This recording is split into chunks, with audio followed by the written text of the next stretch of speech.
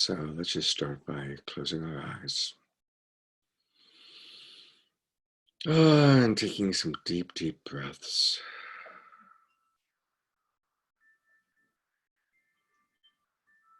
Breathing at your own pace. And bringing your attention into yourself.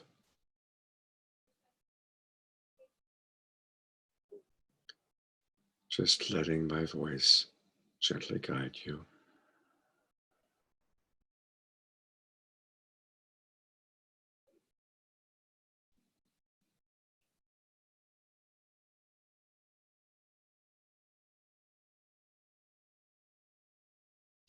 And putting your attention on what took place for you in the past week.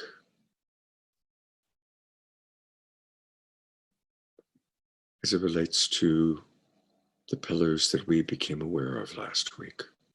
And for probably all of us, there's at least one or two that was like, oh, wow, I need to put more awareness, more attention on that.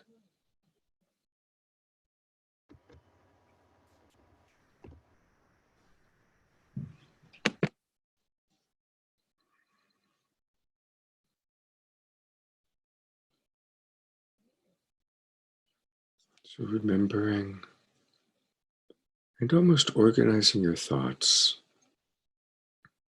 so that you can concisely share with the group.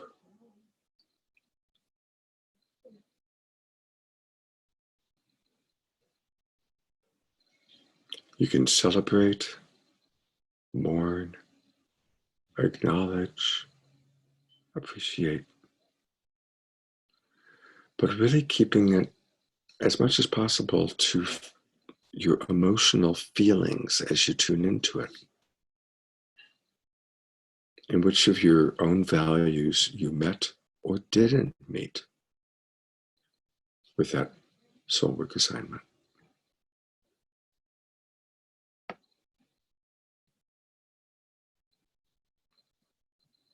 And once you're feeling clear and ready to come back into the class, you can open your eyes.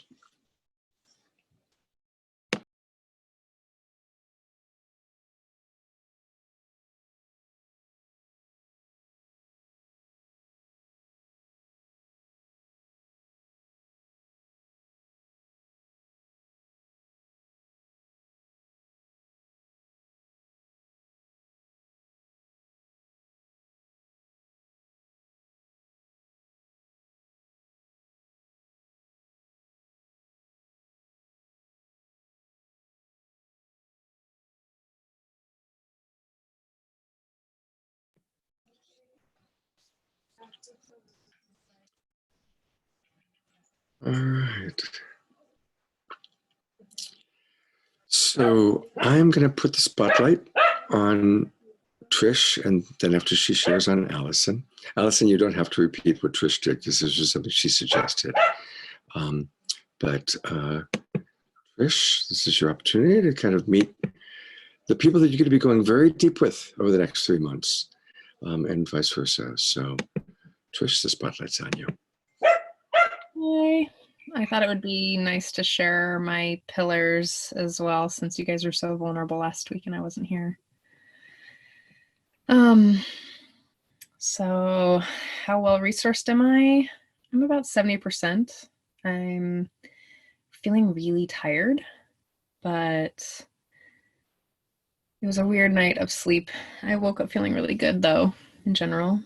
And most of my needs have been met today. I got to go dancing at the grocery store because they were playing music. I got to see other people out of my group of people. I was like, whoa. Yeah, exactly. So number one, self-responsibility. I've been definitely practicing the self-responsibility of creating my own experience on this planet and in this life. I am the creator of this experience, so I'm not the best at this. I'm going to give myself maybe a 7 in this department. But I can definitely own my thoughts, my feelings, and my needs. That's I'm getting more and more clear about that. Making choices with consciousness opposed to egoic default pattern reactions, depending on if they are common trigger states for me. Like generally I move through and I can access the places where I'm like, I'm going to reach a place where I'm not going to be rational in my decision making because there's so much brain chemistry and story involved. So I can access those points, but I wouldn't say that I'm making every choice with clear, conscious, like choice. Let me give myself a 6. Self-reflection.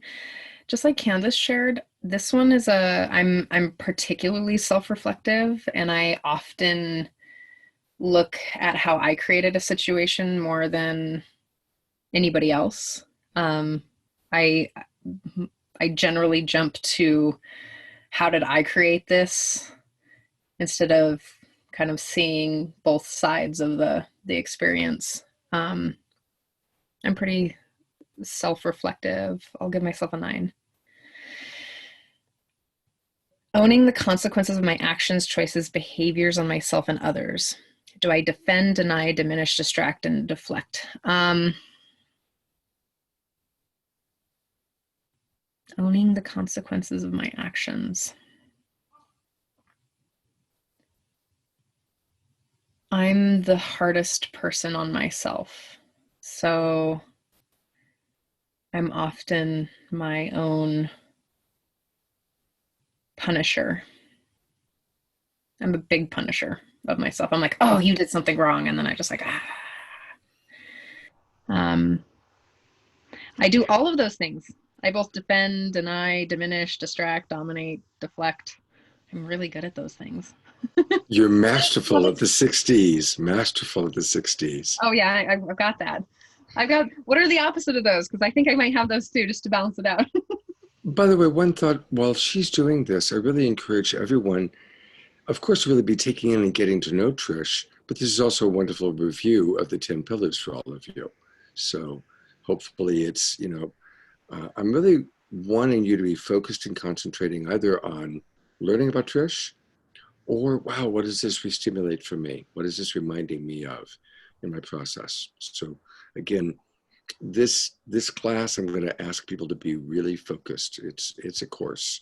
So just want to remind you of all that. And Trish, you're doing great. Thank you.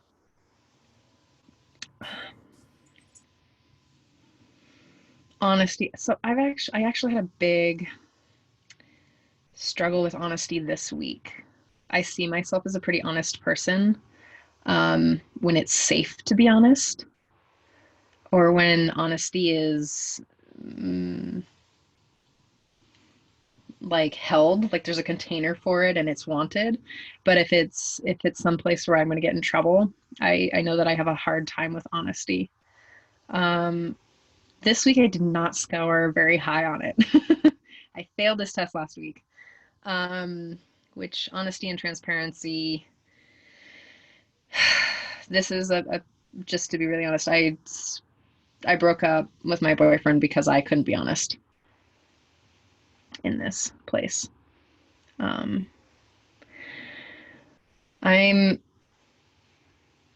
part of me is like, I want to give myself a higher number, and I'm like, oh, I was maybe like a 3 or a 4, just to be really honest.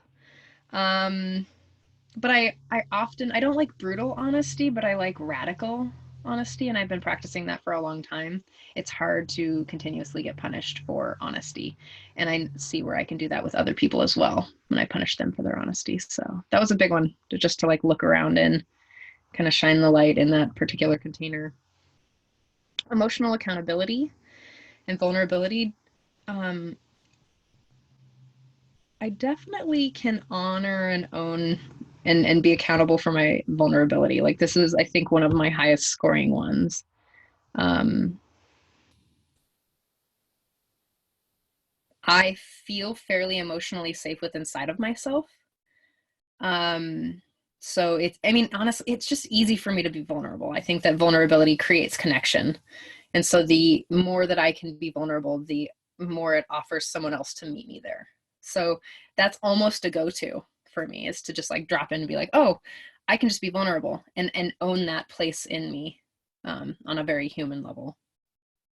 I'm going to give myself a 9 for that. Curiosity, I'm 50-50, whether it's prosecutorial or childlike wonder. It depends. It depends. Sometimes I think that I can be more childlike if it's a new or a fresh experience that I'm having with someone intimate. But if it's like a running story, I can be a little prosecutorial.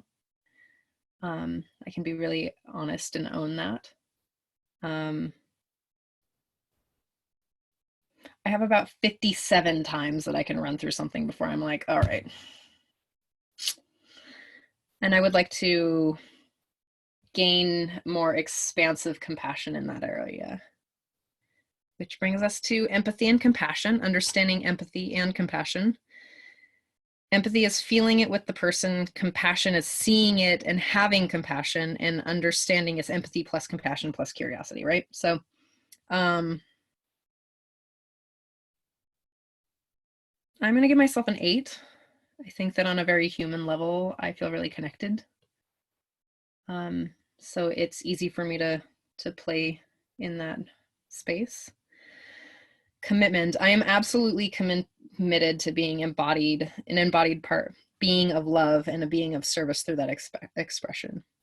And that piece of self-love is the piece that that's the spiritual practice that I'm in right now, is the acceptance of self, the ownership that I am this being. Like, I can pretend like I'm something else, but that doesn't actually work. This is just the person I am. And the deeper I can really love and accept and be compassionate with myself, the more expansive that I can be. So I'm committed, and I also really need help with self-love. And so I'm working on that. I'm going to give myself a 6 or a 7 on this. Sacred mirror, absolutely. I see myself in everything and everyone.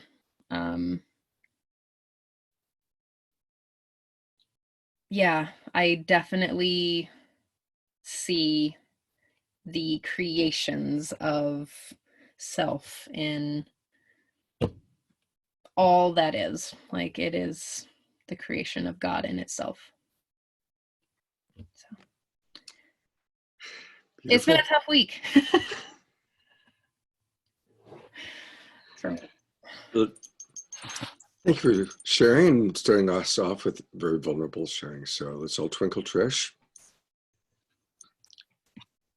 Only a one-hand twinkle, Roxy? Now, come on. I want more engaged. Oh, pen in the other hand. All right. All right. It looked a little light there. You know, it's like twinkle light. All right. Thanks. There we go. We got a little booty call there from Roxy. All right. Allison, you don't have to do the exact same thing, but I'd love to give you, just like 2 or 3 minutes to introduce yourself to your class. Okay. On Spotlight. Hi. Yeah. I'm really happy to be with all of you. And I took the first class on Monday, so I get twice in 1 week, which is great. I'm getting a double whammy. So I am, just to briefly introduce myself, I am 46. I live in San Jose, California. I'm married. I have 2 beautiful boys, ages 8 and 11. I write and officiate non-traditional wedding ceremonies, rituals for divorce, rituals for changes in people's lives, like finishing chemotherapy or a transgender renaming ceremony, things like that. I'm also a professional ballroom dancer, and I teach ballroom dancing. Both of my jobs that I have tried to foster and worked really hard at and created for myself have disapparated right now. For obvious reasons, because of the pandemic. And Daniel, I see you. we've talked a lot about this. So all of my jobs require physical presence for them to be really successful, although I am going to maybe do a wedding via Zoom because the couple really wants to get married, and the city canceled their wedding and told them they couldn't even go to the place that was outdoor in a park to get married. So I might do it over Zoom so they can still get married. I am going through a lot of changes right now. I love being present for people, and I am so inspired by Scott and his teachings, and I really want to hold space for others and be of benefit and be of service. So I'm hoping that maybe I can pivot a little bit and figure out a way to still continue to help support my family. And doing something new yet again. And the other thing I've been doing during this time, to give you an idea of me, is that I've been writing one poem every day and being very vulnerable and posting it on Facebook for my friends, because it scared me, the bejesus out of me. And so I decided I needed to follow my fear and do the thing that was the scariest, which is sharing something I wrote. And so I'm doing it every day. And that has been really amazing for me. I mean, you know, I'm very self-critical, and self-love, I probably have a 6. I'm working on it. But let me go through the list really quickly. Scott, will you please point to your wrist if I'm not being succinct enough, because I know that I'm a talker. And Yeah, I want to be succinct. think total 90 seconds. 90 seconds. Means that's like just a It's sentence. 5:22. Okay, Yeah. go.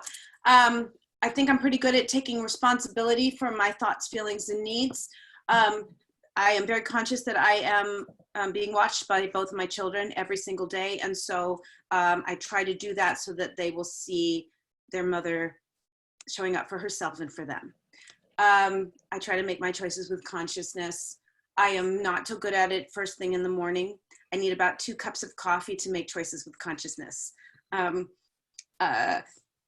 So my challenge has been being really open-hearted and being ready to absorb whatever they want to share with me when I'm not awake yet. I give myself a 5. I'm trying to get up to an 8. That's the goal. Self-reflection, the time I'm taking to write every day has been a wonderful process of self-reflection.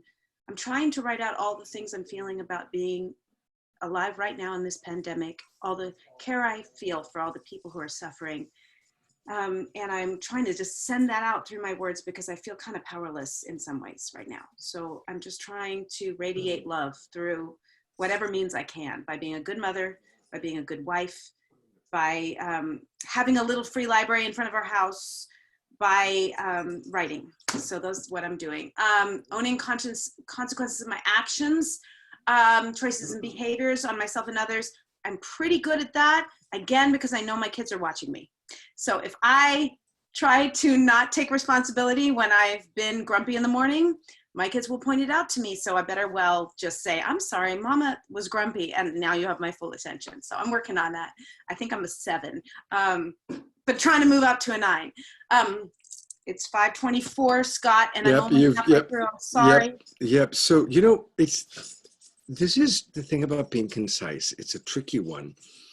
First off, everything you shared was beautiful, and it was repetitive. We heard at least 3 times that your children are your mirrors, that, you know, they're like, okay, keep you on track. Yeah. And so when we're being concise, often what happens is there's something that's really important to us that we want to convey, and we repeat it, right? So learning to be concise is just, do I have to go into that detail? Do I have to go into that little part of the story? Or can I just keep it to 1 sentence? I'm doing a 7 on this one. I'd say I'm at about an 8 on that one. Okay. And it's not easy. It's not easy. But we all need to learn that. We are all going to need to learn to be concise. And all of you are going to be doing a lot of online coaching over the next few months. You know, and that's why I'm really setting this whole thing up, that every morning we've got compassionate talk. 5 nights a week, we've got compassionate talk, so that you guys can really, and I don't want it to be me, I want it to be all of you.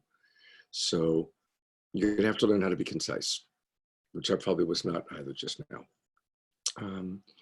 So I'll give you a minute Just the score, literally the score on each remaining one. Okay? Okay. Honesty and transparency. I think I'm a 9 on honesty, a 7 on transparency. Sometimes when I feel scared. Nope. Just nope. Oh, nope. no background at all. None. Okay. If you've got a minute to do 5, just the score on Emotional each one. accountability. I'm good at being vulnerable. I'm a 9. Curiosity. I'm working on being less prosecutorial and more childlike. I give myself a 7. Empathy, understanding, and compassion. When I am calm and well-resourced, I am a 9. When I am stressed out and haven't had my coffee, I'm a 6. Self-love, commitment to being an embodiment of, that's my life's purpose. I would say that I am good at embodying love for others, less good at doing it for myself. I'm probably a 7 or an 8. Sacred mirrors, I think I'm 9. I really believe in the inherent dignity and worth of every living being. And I want to help others see that in themselves too. I'm done. Beautiful. Okay, thank you. That's all Twinkle Allison, and welcome her. So we're not going to have time for everybody to go through all 10 things. Let Allison and Trish do that because we're getting to know them, and that's okay. But literally, I'm going to time each of you 90 seconds. You get to choose how you want to use your 90 seconds. You can use the 90 seconds all on just one, which might be the best idea, or you could touch on a couple. But learn to just be concise of what really was alive for you this week as it related to the pillars. And if one of you said, oh my God, I didn't do the homework at all, I completely forgot, I spaced it, a UFO came and took it away, then you can drop into how do you feel about that? Are you disappointed in yourself? Are you afraid you'll be judged? Okay. Whatever is your truth in 90 seconds about your relationship to working on the pillars this week. Everybody clear? And I am going to time. What about Mandy? Oh, that's right. Because Mandy, you're right. I forgot. I'm so used to Mandy being, but you're right. Mandy wasn't with you last week. She's also new into the class. I mean, she made a little cameo appearance, but. Well, there you have it. Mandy, what do you want to share with people about yourself? And it can or does not. And thank you for reminding me, Adrienne. Do you want me to do the 90 seconds? Or No. You get 5 minutes. Oh, 5 minutes. Okay. Yeah. Okay. Well, I did the homework. How am I making conscious choices versus reality?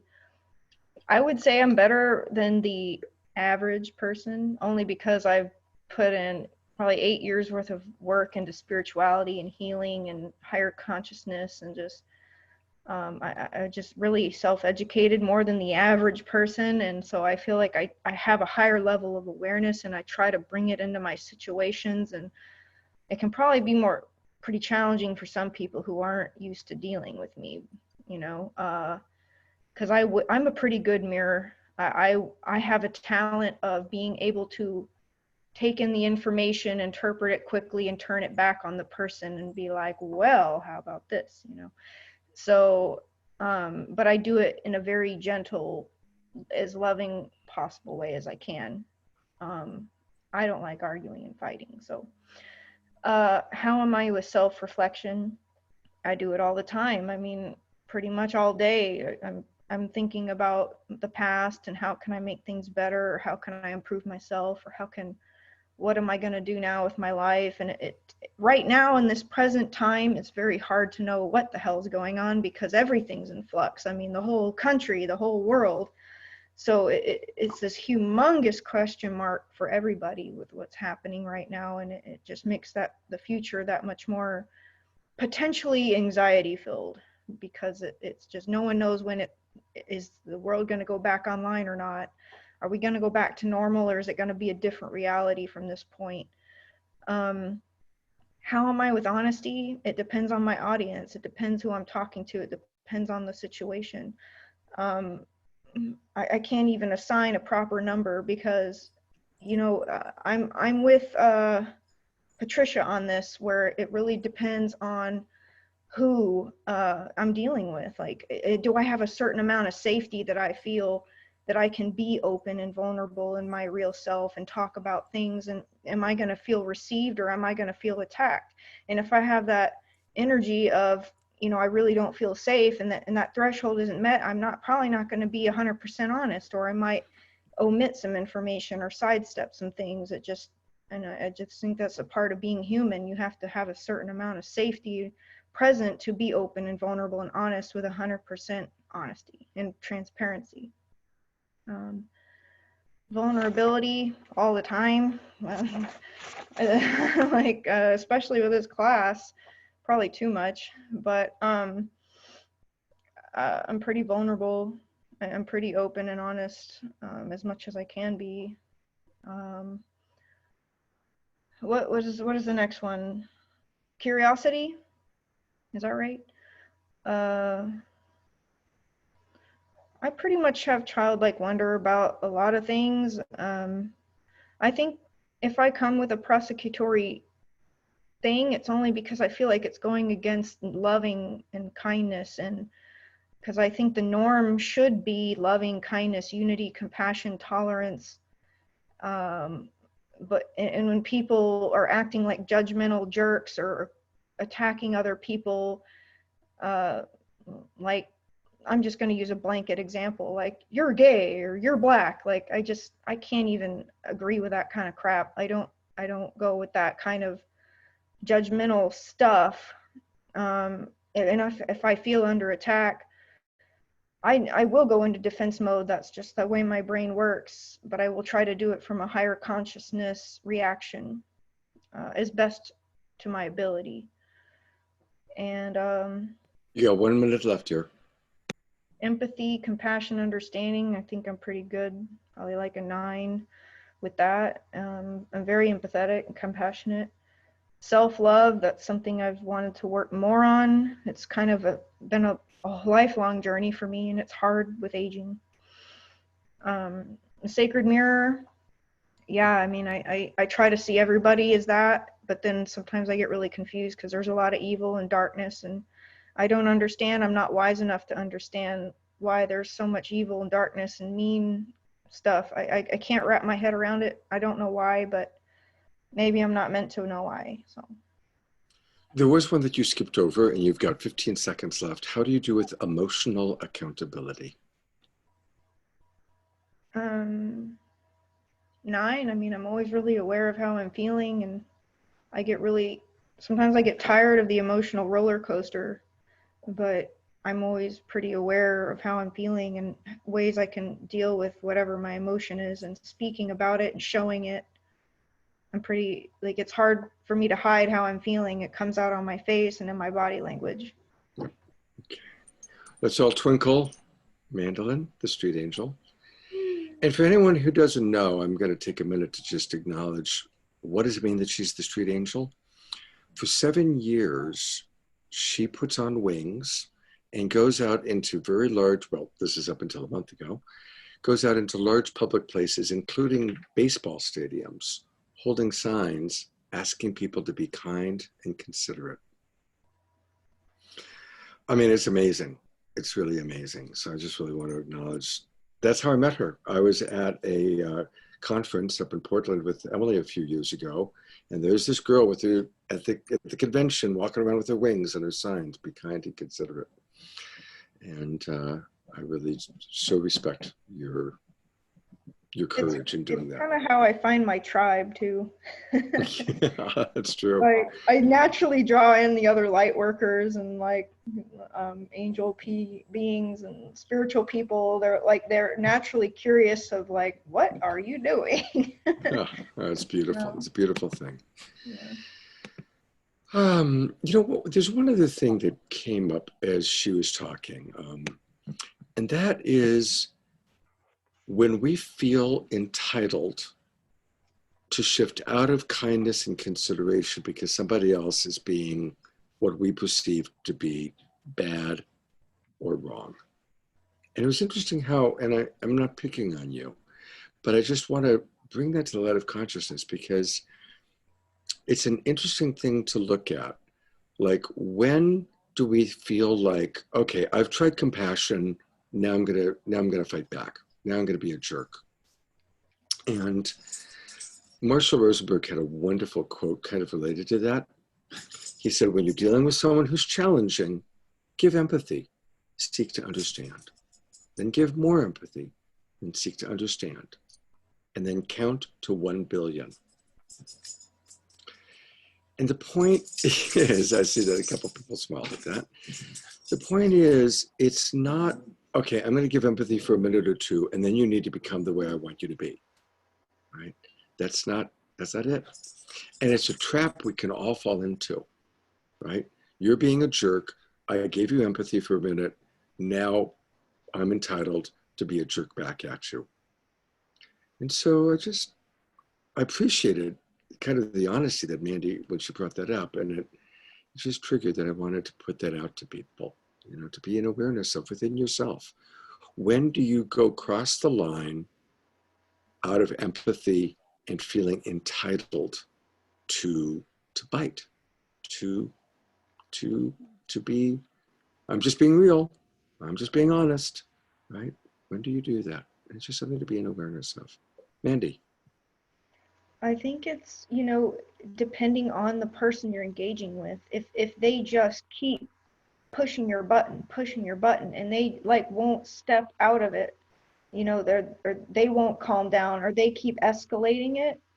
And if you struggle to de-escalate, or a lot of people will tend to meet somebody at their level. Somebody starts escalating and you escalate to meet them, to make your point. They escalate again, and it can be just something that happens in the heat of the moment. And sometimes it just depends on everyone's individual situation in life, because there are some subjects you can be so intensely passionate about that you don't want to back down, and because you feel like it's your truth, and you don't want to, what's the right word, cave to the other person's opinion if you feel like it's a falsehood or it's an incorrect. But see, that there's, I just want to come in for a moment there. Totally honest. I love what you're saying. It's perfectly human. And anytime we think that the other person's opinion is wrong, and let's take, look, I'm sure we're all sex positive in this room, right? And none of us would make a judgment about someone that's gay. So you're talking to somebody who still believes that queers are less than, or that Negro, Black people are less intelligent, right? Now we can all get self-righteous about how wrong they are, but we're still falling into right wrong. We're still falling into right wrong. And that's where we have to recognize and learn, wow, where do I have a belief system that entitles me to go into arguing? Now, if someone's escalating, our job is to slow it down and seek to understand each other. And if they can't do that, we always have the option to call a red light and take space, right?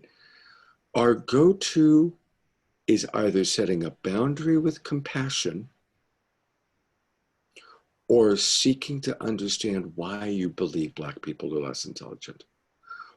Where do you get the belief? Not from the place of even changing their mind, but acknowledging their reality. We don't have to agree to acknowledge another person's reality. But the best way, when there's that big of a difference, is if we can really acknowledge their reality.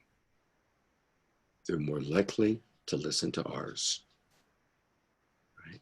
And it's hard, right? But that's why I brought it up, because it's like, this is like the next step of evolution for all of us as love coaches. What are the places the beliefs that I have. It might be political, you know, it might be religious, it might be about sexuality.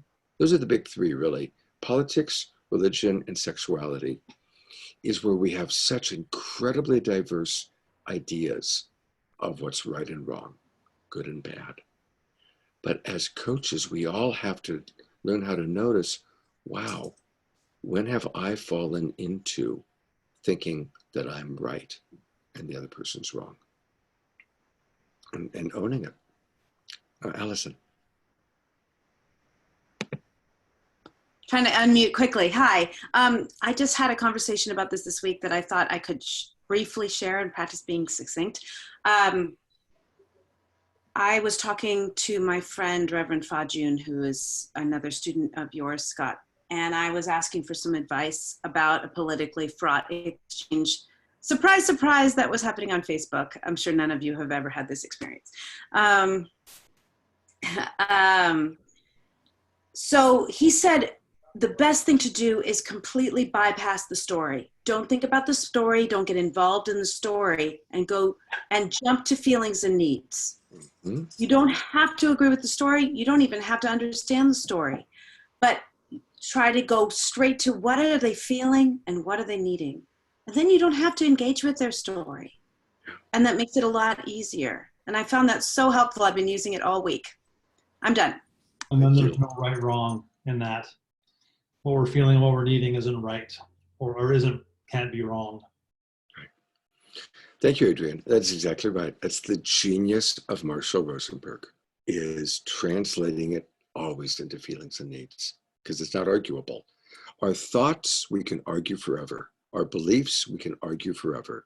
But what you're feeling and what you value and what I'm feeling, what I value is not arguable. Yeah. Mandy, did I see you raising your hand? Yeah, I was just going to say, like, you know, sometimes our ability to be the way you're describing can actually piss the other person off, because they recognize that we're trying to use higher level intellect to engage in a debate or an argument or conversation or whatever you want to label it in the moment. But sometimes, you know, when they recognize it, it can just add fuel to the fire. And I've dealt with that. I've had different debates escalate. I've had different arguments escalate simply because the other person, it almost was like ended up fighting against themselves and their own belief, and they didn't want to back down, but they knew I was making a good point. Or, you know, the debate was solid, and, you know, sometimes that upsets people. You know, sometimes you engage with another soul who's also very evolved or advanced, and they're going to have a very high level of intellect that they're bringing to the conversation and their argument, and, you know, they can have a really good point. But if yours is just as valid, it can go on and on and on. And I had that experience with a high level intellectual being about vaccines, and literally just finally had to draw a truce, because we could go on for hours and we weren't going to like back down with each other. I just kind of had to be like, I don't have energy for this anymore, but I think I made my point. I'm going to go now, take a bath or something. So I'm just saying, it's like, it depends on the situation and the person you're engaging with, and it's all situational. But yes, the tools help. And I've used that exact argument that you had, Scott, about, in fact, with the last thing I had with my partner, I said, you know, I acknowledge your points of view. I don't accept it. Yeah. I used that exact phrase. And There's one last thing I want to say about this, and then I want to get back to our class. But I enjoy when you go off on these, because this is all part of our practice. Look, right now, because of the coronavirus thing, you can find every possible belief system on the internet. I mean, it's extraordinary. And one of the things that you may have already heard me say, that I'm saying a lot in my lives, don't go down the rabbit hole of arguing different beliefs. With any kind of an archetypal event, they almost always are played out so we never know for sure what the truth is. We still don't know who killed John Kennedy. We still don't know for absolute certain if OJ did it. Now, we might have strong opinions about OJ doing it or not doing it. We might have strong opinions about who killed Kennedy. And boy, there can be really strong beliefs about coronavirus, ranging from extraterrestrials are planting the seeds and raising our vibration, to it's a biological weapon created by Bill and Melinda Gates. I mean, it's all there. Don't get lost in a belief system. Notice, what is it you believe? And what's that telling you about yourself? That's what matters. We aren't going to know the truth about most of these things. None of us really know the truth when it comes to big global stuff. What do you believe? Why do you believe that? Do you collect evidence to support that belief? And is your process of believing that and collecting evidence to support that belief nurturing your life? You know, the other day somebody asked me, is my relationship toxic? Have I fallen into a toxic relationship? Well, there's a classic AA model for that. If the other parts of your life are being supported or improving because of your relationship, it's probably a healthy relationship. But if the other parts of your life are getting diminished or are being damaged as a result of the relationship or the consequences of the relationship, it's probably become an unhealthy or toxic relationship. It's the exact same thing, our relationship to beliefs. Our relationship to beliefs. How are you spending hours on the computer going down the rabbit hole and not spending enough time taking care of your health, exercising, being with your kids, whatever it might be? Well, then it's probably not a good relationship. Is it creating more fear, creating more contraction, creating more funk? Probably not a good use of time. Does that make sense to everybody? And that's really the way for all of us as individuals. And then as you're coaching people, acknowledge their fear, acknowledge what they believe, but don't spend hours and hours arguing. Really, it's probably not a great use of time. All right. Twinkle Scott for that little, there it is, a Scott wisdom moment for you. Okay.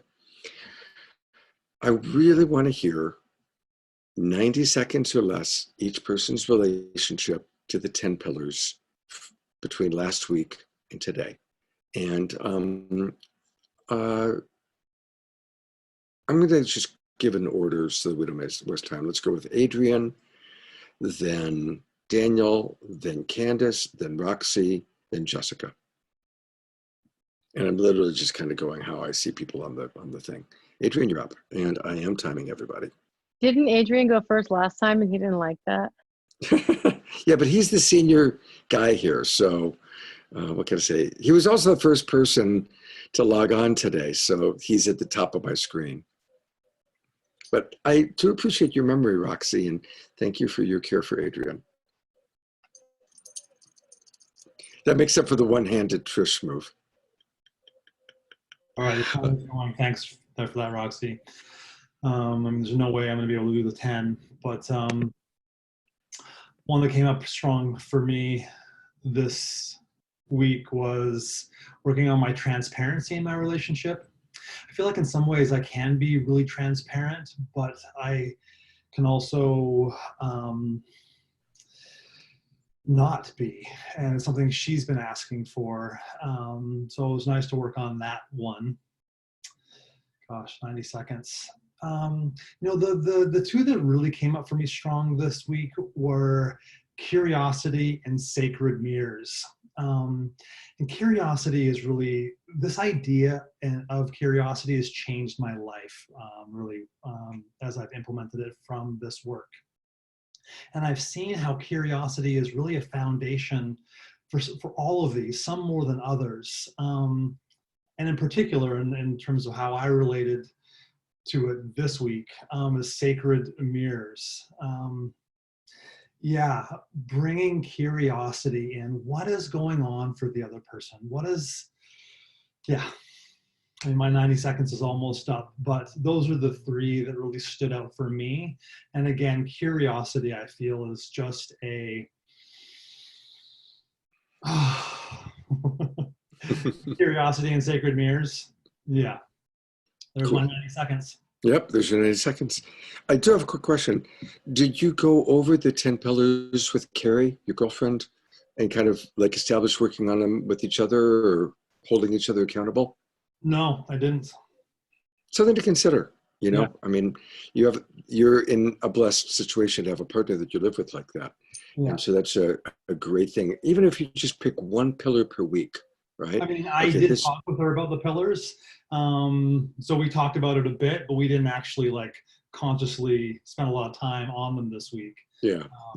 Yeah, but I Again, definitely, I'm not giving that as a homework assignment. I'm giving it as a suggestion. yeah. Yeah. Okay. Thank you. Let's twinkle, Adrian. All right. Daniel, you're up.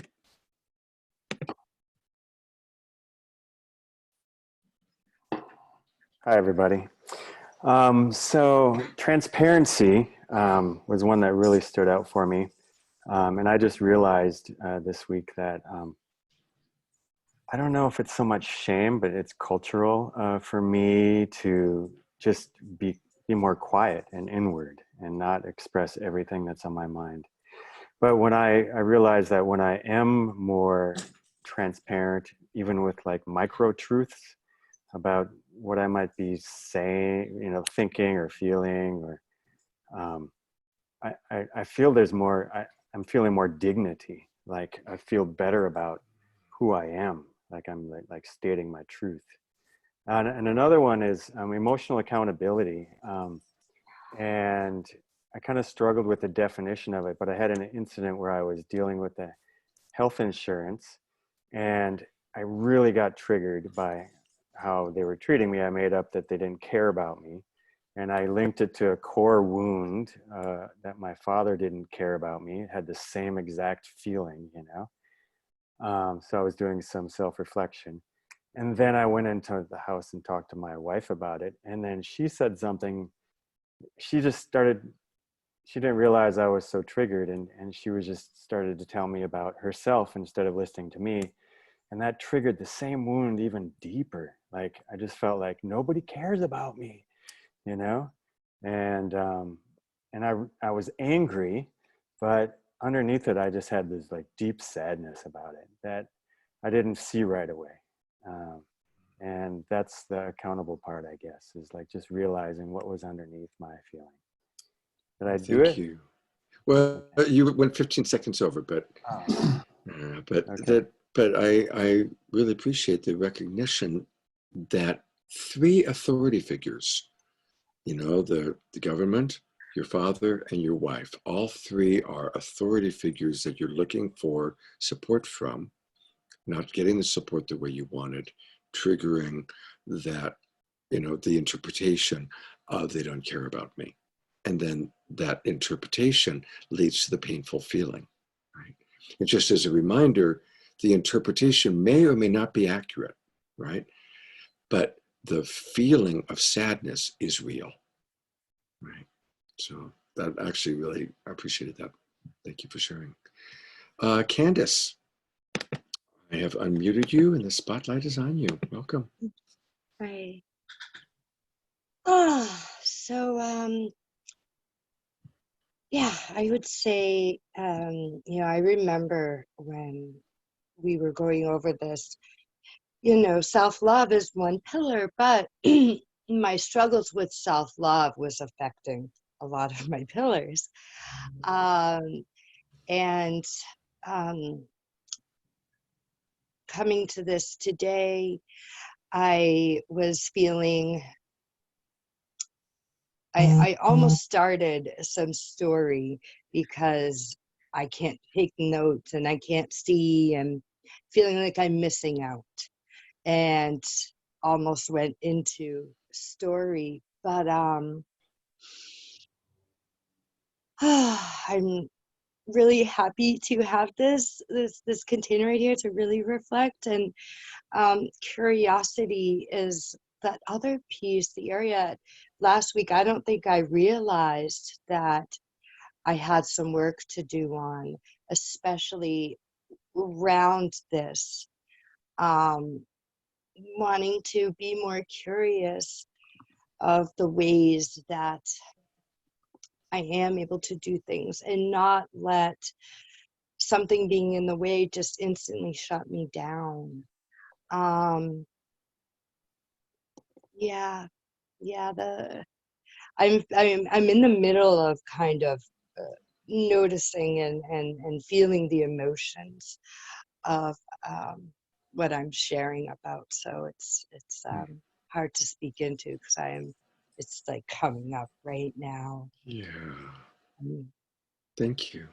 yeah, Twinkling you. thank you. Twinkling you. And I really want to acknowledge what a wonderful job both Candace and Mandy and Trish all did today in today's Facebook Live. It turned out to be really powerful. So anyway, I want to acknowledge you, Candace. You're really showing up. Candace has been showing up as much as anybody every morning. And you've been contributing beautifully. So we're twinkling you, Candace, for that. Thank you. Yeah. Beautiful self-hug. I love it. Thank you. All right, Roxy, you're up. Okay, so to be dead honest, I think I got off the call too early, and so I didn't know there was homework. But being the studious person that I am, I did go over the pillars, and I was like, oh, which one? I intuited the homework and just did it, fortunately, which doesn't always happen. So, childlike curiosity, number 7. Number 8, empathy, compassion. And number 6, emotional accountability to be vulnerable. I implemented the fuck out of those, and it made such a radical difference in all these conversations. Like I have one particular person I'm a really hard conversation with, and I knew she was going to be defensive and it was going to be intense, and I just did this ritual beforehand, and the mantra for the ritual was empathy first, eternal compassion, and the truth is always kind, because I gave her so much empathy. I gave her so much compassion. I gave myself empathy and compassion. I came at all of her, like, whatever she said to me, it was more curiosity, like, well, tell me more about that. And, well, what does that word mean to you? And anything I noticed that triggered me, I just kept going back into curiosity. And by the end of it, she felt so loved and heard and seen that she wanted to hear my thoughts. And I was emotionally accountable to be vulnerable. I said, I actually don't feel safe sharing because we don't have a time container, and I would need, X, Y, and Z in order to really still feel safe sharing. And just me saying that, like, I wasn't trying to be like psychologically manipulative, but it made her step up to the plate. She wanted to be a safe person for me to be able to share. So it made her grow bigger and expand her capacity so that she could be a rock for me, because I really didn't feel safe to share. Beautiful. What do I have left? You are over. Over? Over. Over by, well, now you're 15 seconds over. Oh, but sorry. we enjoyed everything you shared. Thank you. We're twinkling Roxy. One of the things we're going to work on is just really getting down our timing. And of course, everything everyone is sharing is awesome. I actually feel mildly guilty. Yeah, Adrian's got what would be helpful is if you said 90 seconds. Oh, when you hit 90 seconds? Yeah, or like it's hard though, because when somebody's in the middle of their sentence, I don't want to interrupt them.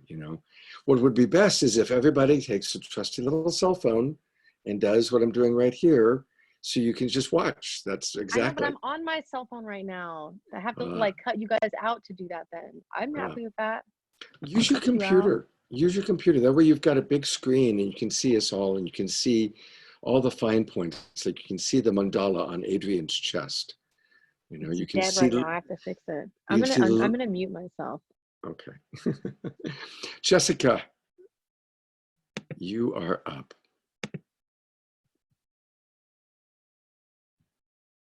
Hello.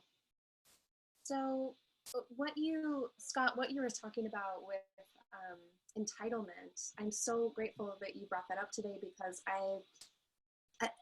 so many of these words have sparked things and working points and all of that. But the entitlement piece, I actually did some pretty deep work on that this week, and I'm feeling really grateful for that.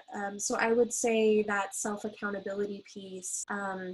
So I'm out of a relationship as of 6 months, and I'm doing very deep work in my world, in my spiritual world and practice. And what I've recognized, or what I'm seeing, are the ways in which I have felt entitled to my anxiety and have used other people's actions to justify that. So I've had this awareness in this last week of sort of recognizing that that's actually not normal, and it's not the place that I want to live or relate through. So in the past, I've often put that on other people of like, you did this, you caused my emotions. And it's much more subtle than that, of course, because I'm so spiritual.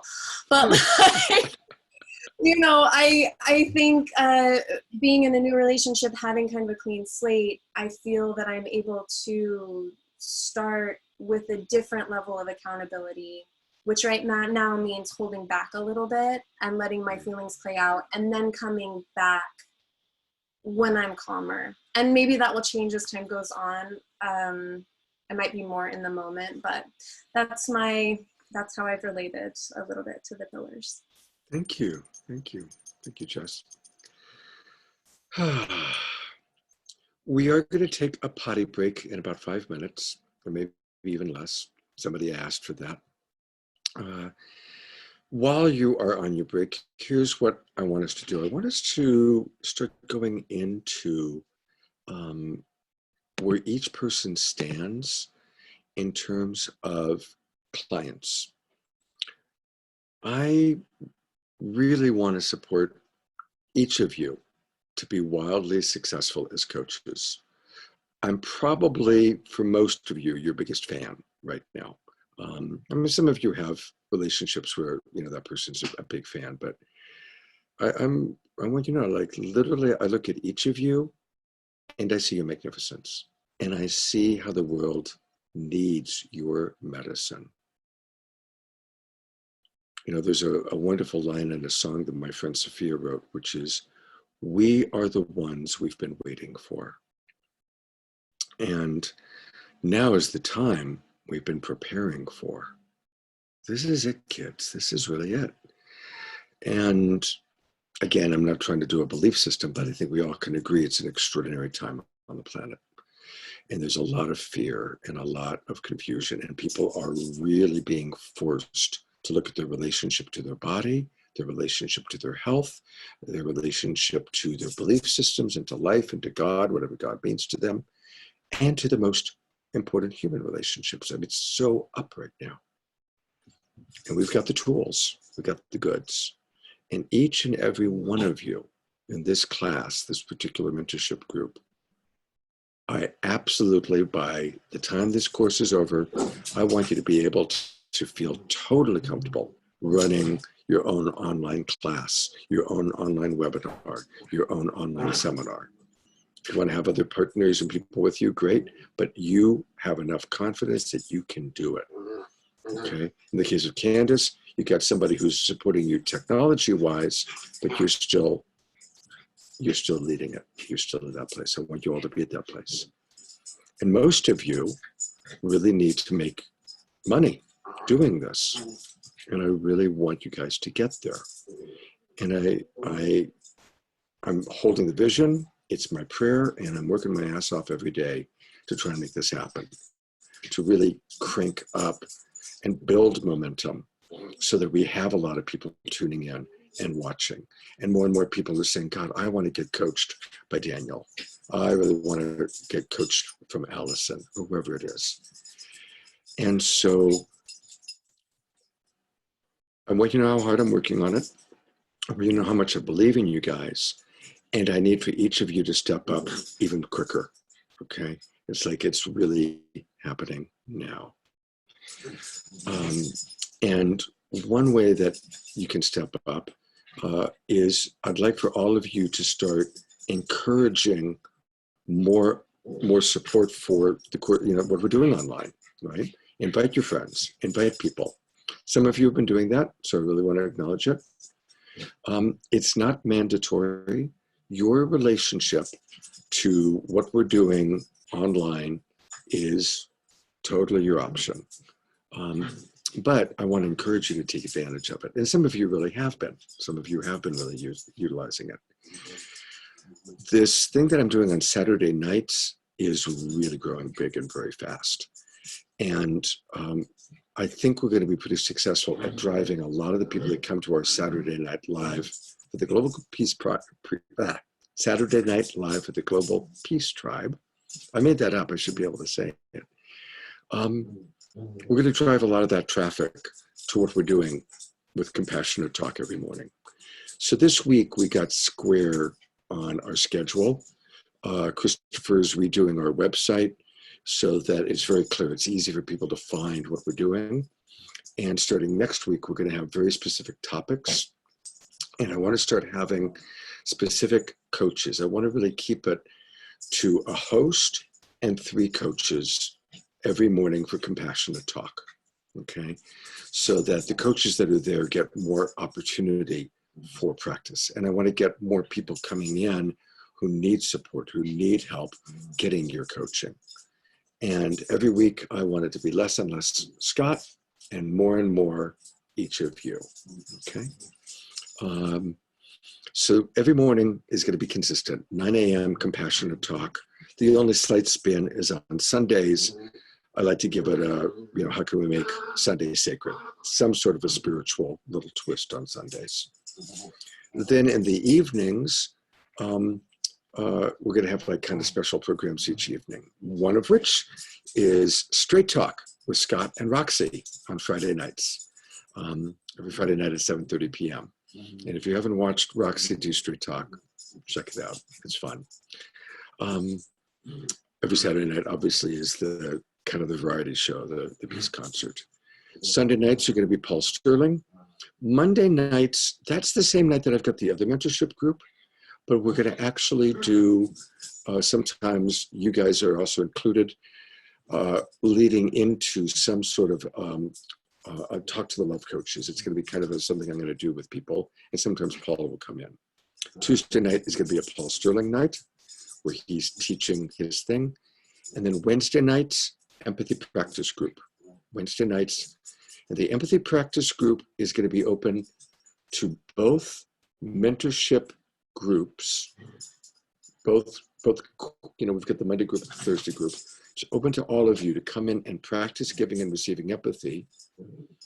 And it will also be a Facebook Live webinar where we can then bring people in to receive empathy.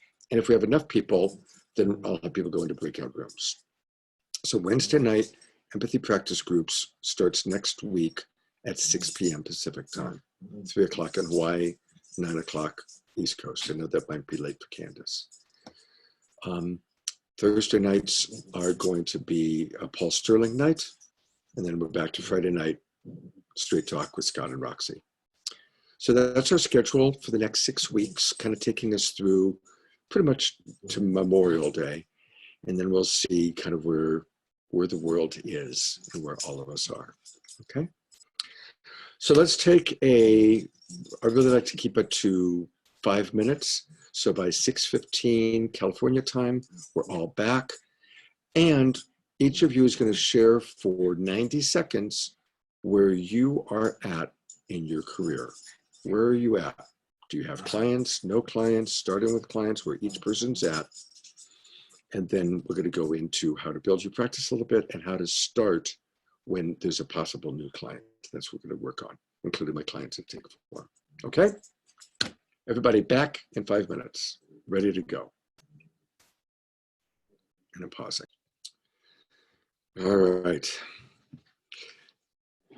My wife, when she was alive, made her living as a tour guide for the last 10 years of her life. And she had a luxury bus and 40 to 50 Germans that she would travel around the southwestern United States for 2 weeks with. Why am I telling you this? The point is that getting these people to be on time, because they'd stop 7 or 8 times a day at different sites for people to walk around, and then getting them herded back on was like a big part of her business, to keep everybody on time. So what she did was she instituted that if somebody was late, the last person on the bus, if they were late, had to either sing a song or tell a joke. And it could be the same joke that had already been told. So I'm going to establish that when we have a time like 6:15 and someone is late, the last person who's late from now on, in this case, it would have been you, Trish, will have to sing a song or tell a joke. Okay? As long as the song's not longer than 90 seconds. Exactly. And that's where I will cut you off. I'll mute you. It'll be the Suchi Memorial. Is this a punishment? Yeah, well, it's kind of a cute. Can we start today? All right, keep it to 90 seconds, Trish. You got it. Where does a mansplainer get his water? Where? Oh, well, actually. Very good. That was cute. That was quick. All right. I got many. All right. Whoops. So I would love to have each person share in 90 seconds. Where are you really at with your career? Where are you really at? And one thing when we're doing our shares, one of the reasons that I like to let people know the order is so you know that you're going to be next. So if you're going to be next, unmute yourself so that we can go straight to you, okay? And same thing when we're doing our coaching calls, like when we're doing compassionate talk, that's why I let people know what the order is, just to save a little bit of time so we don't have that 10 seconds of, fiddling to get ready. So, because he does such a good job, we are going to go with Adrian first.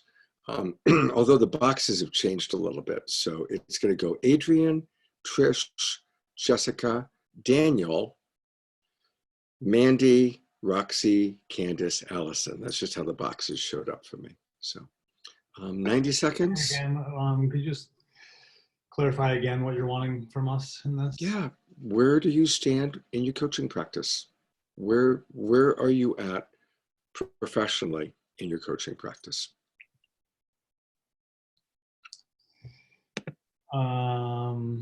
Okay, I'm gonna just hold on a second. My time hasn't started yet. Okay, it started. I don't have any clients. So I've coached people, mostly in the context of working with Scott. I've been training at the Meta Institute here in Portland, which is a world-renowned somatic-based therapy school, mostly caters to professionals. So I've been building my skill and gaining confidence. I feel like I have the confidence to really own it. And one thing that I'm seeing is that is really a lot of what this is about for me is believing in myself so that I can step into the role. Cultivating my confidence. I have also was planning on doing a program through a mediation center here locally and cultivating skills that way. I see myself working with couples and individuals. And I see myself doing this. I wasn't sure, honestly. I did this work with you, Scott, initially because I just love it. And I love people and I love understanding the nature of the world with an idea that I would do this. And it's kind of anchoring in like, yes, I do need to reinvent myself. I am doing something new. And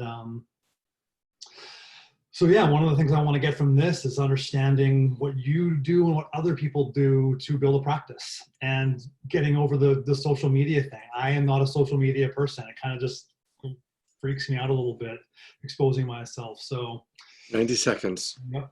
So that's me. Boom. All right, boom. Thank you for being honest. And I really want to riff who can relate to it's the biggest thing is learning to believe in yourself as a professional coach. All right. That is a really big one for many of you. And let me give you right away one tip. Don't wait until you think you've got it together, because you never will. You never will. You'll never have it fully together. You'll have certain parts together, but we're all constantly learning and growing. And most of the people that I've worked closely with over the years that have gotten stuck have some sort of a, I can't make my living at this until I'm in a relationship. I'm in a healthy relationship. I've ended my current relationship. I have enough money in the bank. I can stand on two hands and walk backwards through the snow. It's like we create these stories of I can't put myself out there until, and I just want to blow all that shit up. And as some of you have seen by now, I'll just throw people out there. I'll say, okay, Daniel, you're up. Do it, you know? So now is the time, especially with compassionate talk. Look, it's not like we've got that many people watching right now. Hopefully we're going to get a lot more people watching. Now's the time to get out there. And if you stumble, you stumble. And most of the time, you're going to think you stumbled much more than I or other people are going to think you stumbled. Okay? So thank you for leading, Adrian, and twinkling, Adrian. Trish, yep, you're up.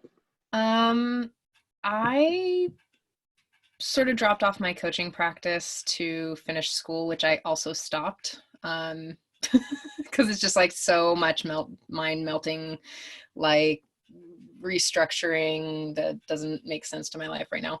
I'm currently in development of multiple programs, a love coach program with Don Light, which has 6 modules, a BDSM program with another colleague. Just to out myself, I am a pro-dom, and most of my clients right now are what I would consider forced coaching, which is a consensual based, like, look at, like, the way that I've developed this way, the thing that I do is to hear what they're missing in their life and to give them some pressure. And we do a lot of structuring, like I'll flog someone and ask them to tell me the things that they love about themselves, and we'll work deeper and focus deeper and deeper and deeper into what works there. So I have a handful of clients in the physical sense, about 5 that I've been working with for 2 years. So that's kind of the physical aspect of this very underground coaching that I do. There's a self-sensuality series that I'm developing on my own through Intimate Transformation, and that's 90 seconds. That's good job, Trish. Thank you for keeping it at 90. And thank you for being willing to share, that kind of part of your world and your life. Thank you for that. Jessica. So I have a website set up, and I have landing pages, and I've been paying for Google Ads. My Google Ads were performing all right before COVID, but I'm reassessing them now. I think I need to change some of my languaging. Are you able to hear me? Yes. Okay, great. So I have a lot of the things that I'm facing, I have a lot of judgment about my social media presence because I hate doing it so much. So I'm really considering, I'm making a plan right now. I'm considering if I want to outsource, if I can anytime soon. That would be really helpful. I was just trained in brain spotting, which is a therapy that redirects belief systems, and it's one of the most powerful things that I've seen. So one of my marketing strategies right now is just to give a lot of sessions away to keep people in my community. So I'm trying that because I have some time right now, and I'm also getting better at doing it, so that's good. Yeah.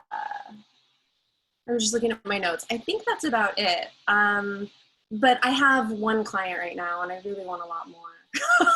So. And you got 10 seconds left. What's your demographic group? Which really like going after? women, probably 25 to, well, I would say 30 to 55, who are generally empathic, who may or may not have existed on the narcissist empath spectrum. So people who tend to be highly sensitive, I really feel very comfortable in that group. I can work with anyone. I mean, the stuff works, but that's who I most speak language to, I think. Okay. Thank you, Jessica, for twinkling you. Daniel. Okay, start my timer here. I have no clients. I haven't attempted to get any clients yet. But I'm really super intrigued by this work, and I see the potential of a gift that I could offer to the world. I'm starting to see like what my style would be and what my superpowers are, which is giving me confidence.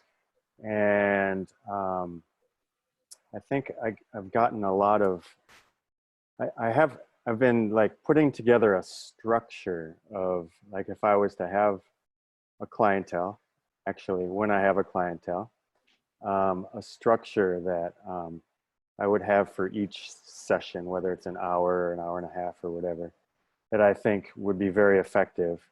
I want to work with men, primarily helping them to get in touch with feelings. And I've been participating in a couples group probably for the last almost 20 years. And so doing a lot of couples work myself and supporting other couples in doing it. And Scott, you mentioned that was the most challenging and rewarding, and that piqued my interest. And so I'm curious about that. 90 seconds. Good job. Good job. All right, Mandy, you're up. I have one coaching client, and I talked to them the last 2 weeks in a row. And that one's kind of a life coaching client. I've had all sorts of other clients in the past. So when the government shut down all spas and salons, I pretty much lost my income and my, the place I was working. So, but when I was there, it was a structure where people would basically just call and come in. It was kind of, you never know who's going to show up.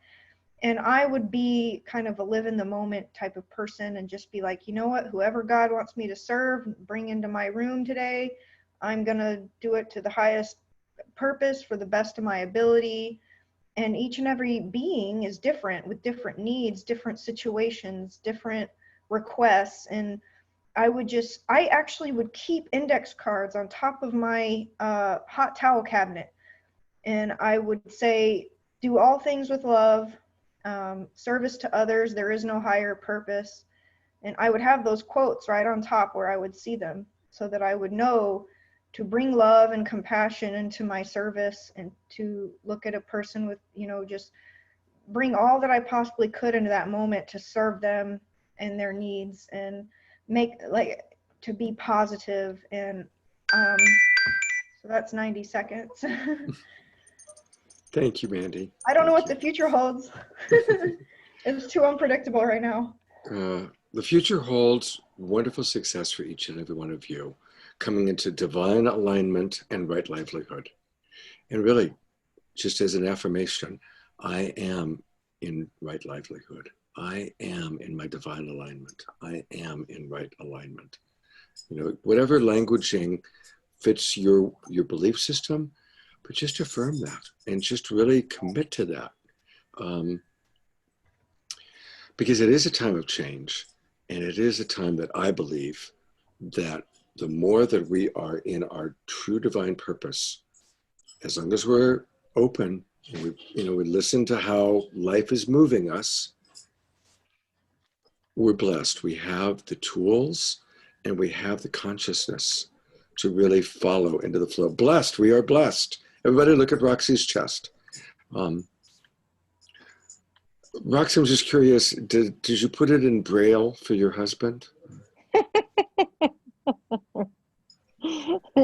No. You're up, Roxy. Okay, so I don't have an online coaching practice at all. I do have a 20-something year long hands-on bodywork and sacred sexuality practice, and I have access to the metaphorical faucet that turns on the clients for me. I downloaded that a long time ago, and but I do need to figure out what I want to charge people one-on-one and then for packages, because I do really love the concept of online coaching and supporting people in relationships, because I also coach friends and friends of friends and my husband's business associates, and he'll just be like, help them. And so I have the skill set to do it. I just need some framework to put it all nicely into. Mm-hmm. Yeah. Oh, and you did that in less than 90 seconds. That's right, because I have no timer. Yeah. By the way, your internet is kind of in the red zone. So I don't know if in your house in the future, like you froze up a couple times when you're talking. We missed a couple words, got a little garbled. We got the gist. But if there's another spot in the house, and certainly when we're doing our Friday nights, if you could be as close to the router, or if at all possible, plug an Ethernet cable into the router so that we get the full Roxy. All right, Candace, you are unmuted and the spotlight's on you. So, over the last 8 years, I would say I began my practice. Well, no, around 21 is when I started taking on guiding others as a recovery coach. And then 8 years ago, it got into spirituality and sexuality. And so over the last 8 years, it's taken many forms. And I have some clients I've had and I see off and on throughout that time. Right now, everything is slow. And on a personal level, like, well, going blind, just like, I mean, I'm lost. Like, I feel like I've been on a stuck standstill for a while because of my technology challenges and just needing tech support. But that was the thing that came up in my pillars. Like, I feel like I could be pushing myself a little bit more to try to strengthen my capacities to move forward in my business in areas I'd like to. Yeah. Thank you. There's like 10 seconds left. You don't have to fill the 90. You know, let me ask you a question. How would it be for you, Candace, to maybe partner with people in Love Coach Academy where you're working as duos and they can do kind of the technology part of getting things all set up, but then the two of you, do some teaching together? Is that? I'm so on board. I mean, that's the thing. You don't have to be next to me, and I have a pretty good following I've built for a while. So right now, it's like I feel like I have so much potential. It's just the tech shit. Yeah.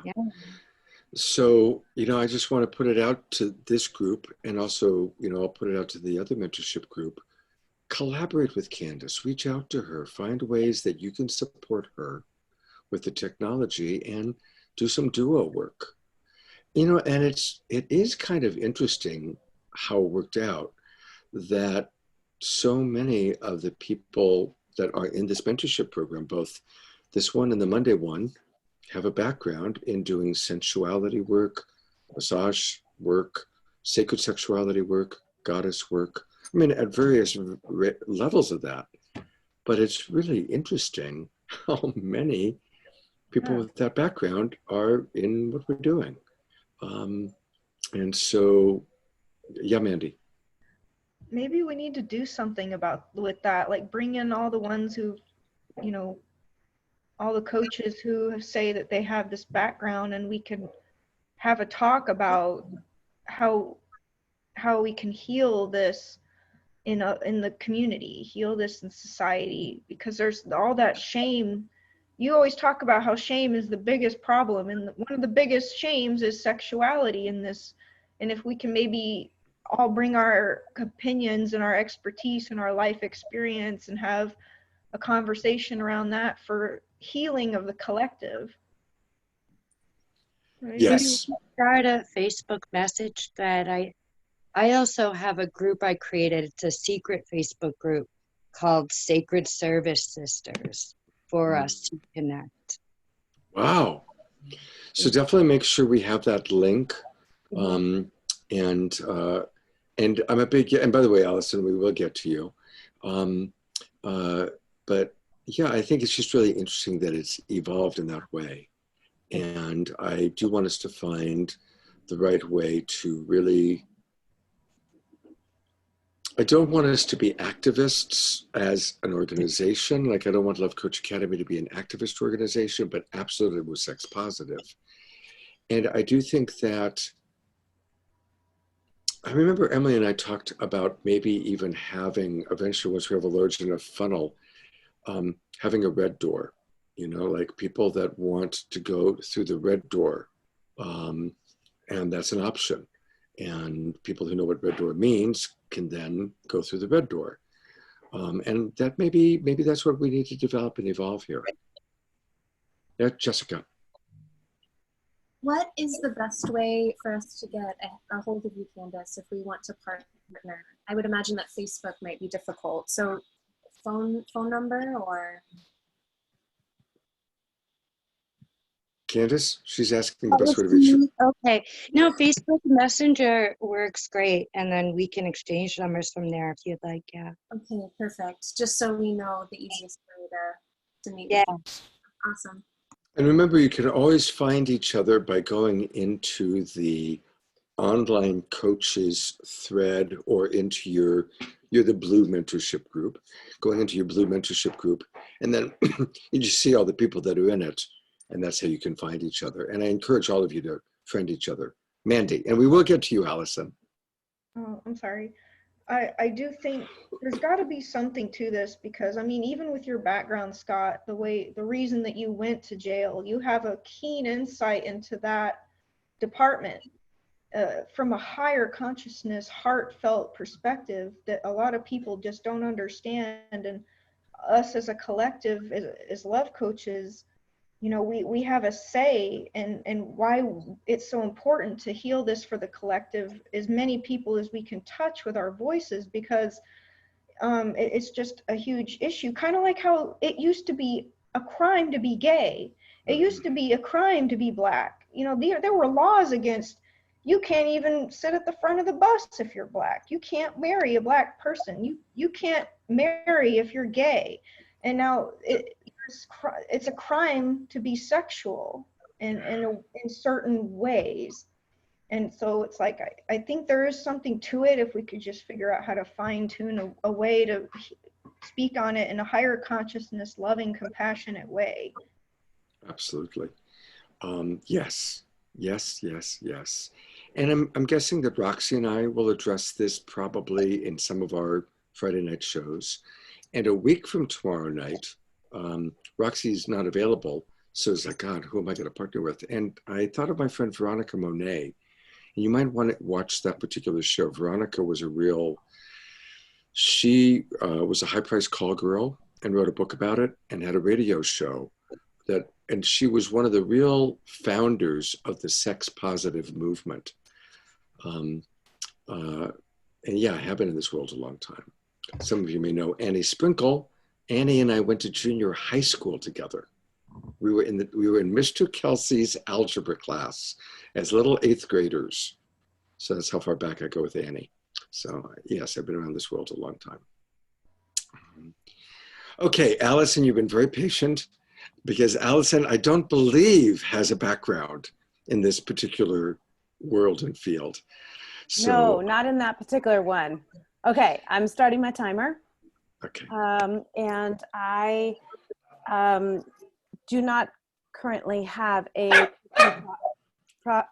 practice, I actually haven't ever coached anyone in this area, but I have worked with a lot of couples who are getting married, who are trying to prepare themselves. And so we've had lots of conversations, but I haven't formally called them coaching. I'm hoping my purpose was to kind of fold this into my services as an efficient, and also wanted to be able to work with people who want to like compassionately uncouple if they're going through a divorce and be able to help them through that process. So I see my demographic as people who are planning to get married or going through a big life change. Also parents of young children, because obviously that's my reality. I have kind of a limited time slots in my day because I'm homeschooling both of the kids right now. So I can do kind of this time slot because my husband finishes work and he can take over, and then I can go for 2 hours. So I just wanted to communicate that. I have 14 seconds left. I would like people to feel more deeply connected with themselves, with their needs, and with those of others. And so that's what I'd like to bring forward in my coaching. Beautiful. Thank you. All right. So I made a few notes on a couple of things to talk about. So most of you are really kind of starting at the ground level.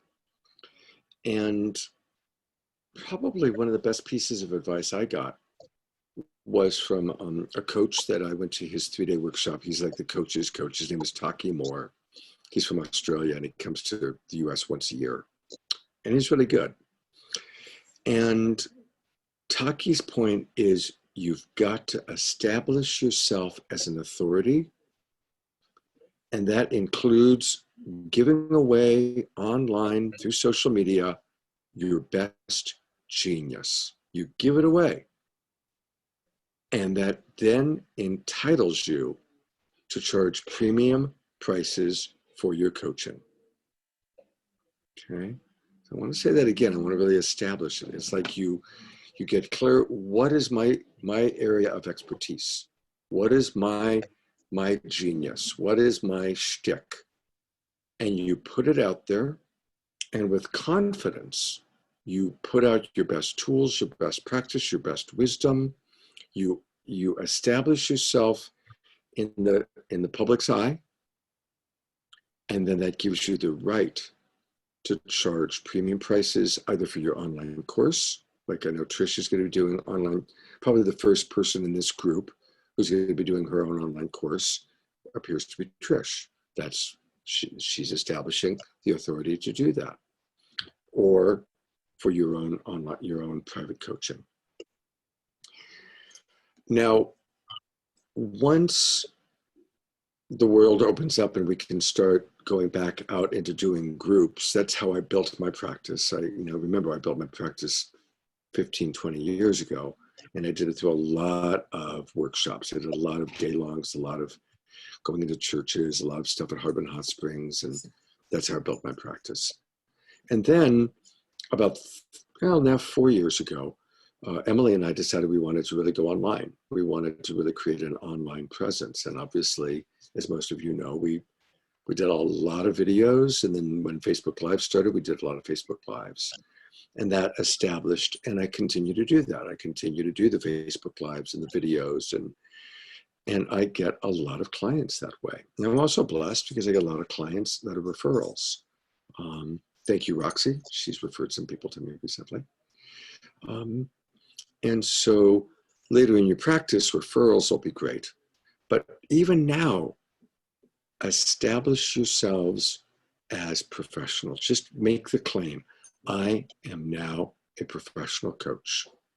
I'm a professional coach. If you have friends that are used to getting your time and energy, you've got to start practicing saying, you know what, this is how I make my living now.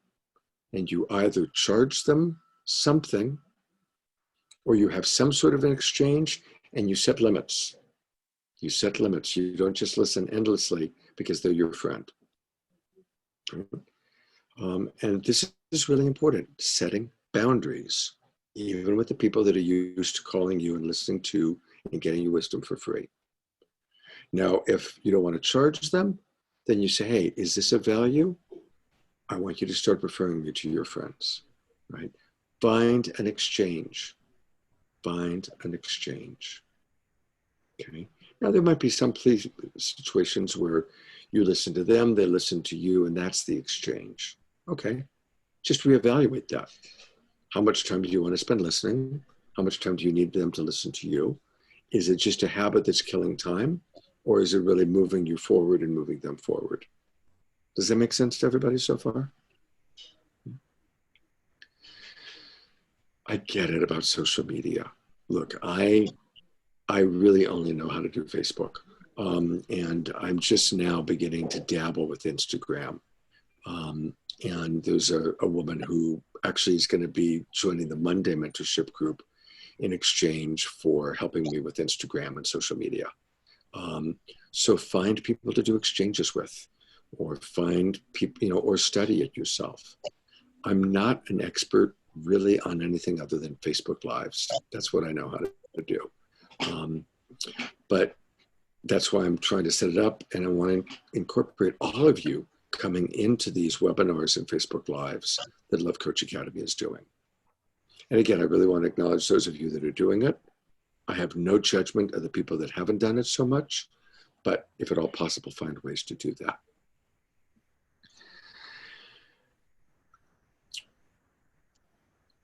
I was going to take you through my client intake form, and I still want to do that briefly.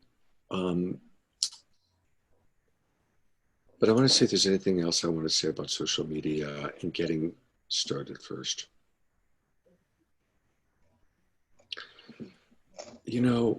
Put it out there. Make a list of the people you've provided support to, personally or professionally, and claim it.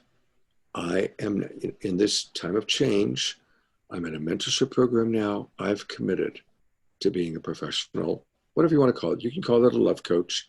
Any of you are free to take the love coach moniker. You can be love coach Jessica, love coach Daniel, and I also will not be offended or hurt if you come up with a different moniker or a different way.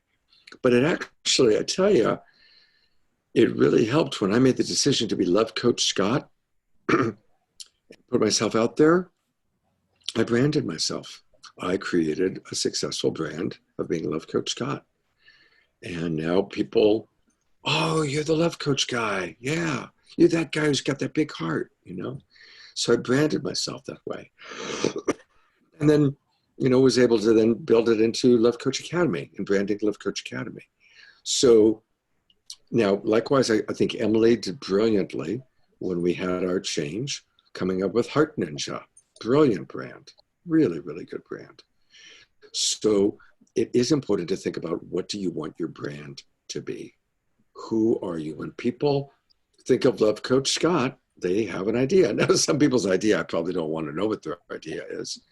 But fortunately, there's enough people that have a positive idea to be generating a business. What do you want people to think when they think of Love Coach Allison? When they think of whatever your brand is? What do you want them to be imagining? What do you want them to know about you? What do you want them to picture? Okay. I am going to later on in this class, I'm going to bring in a branding expert to work with you guys. That's going to be one of the things I'm going to do. I'm also going to bring in Paul Sterling to work with you a little bit on marketing.